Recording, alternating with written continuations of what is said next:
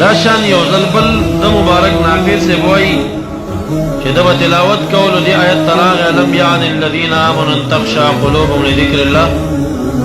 مومنانو ته دا ټیم را قریب شوی نه دی چې د زړونه د الٰه العالمین ذکر ته ویریږي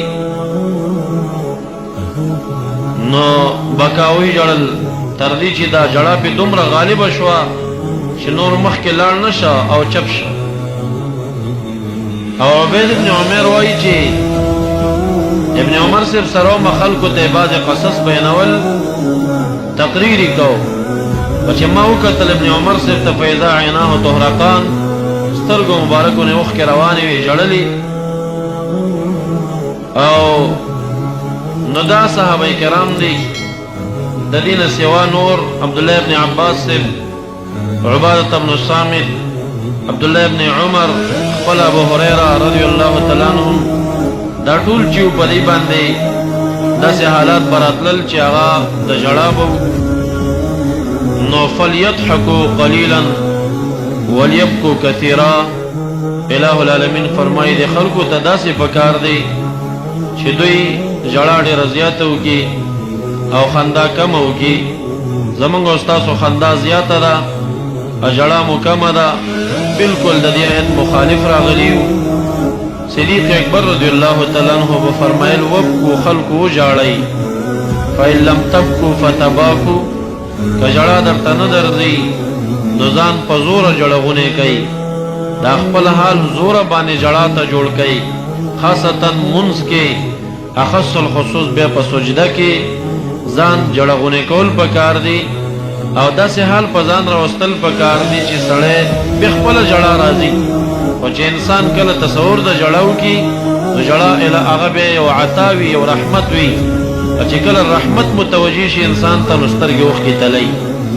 ژړا د شفقت او د رحمت نه وي چې د چا زړه ډېر سخت وي هغه نه ژاړي، داسې عام مړو کې هم نه ژاړي.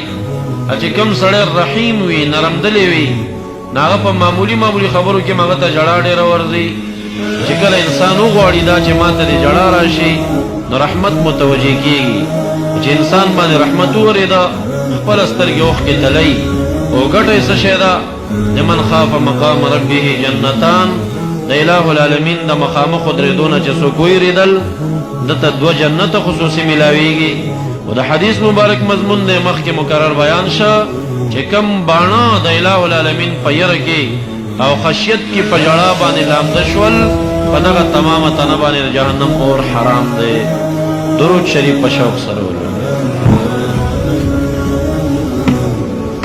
اللهم صل على سيدنا ومولانا محمد وآله وبارك وسلم عليه. شوق باني درود شريف وي. اللهم صل على سيدنا ومولانا محمد وآله وبارك وسلم عليه. دا عاشوري لسمه د دې ورځ چې کومه روژه ده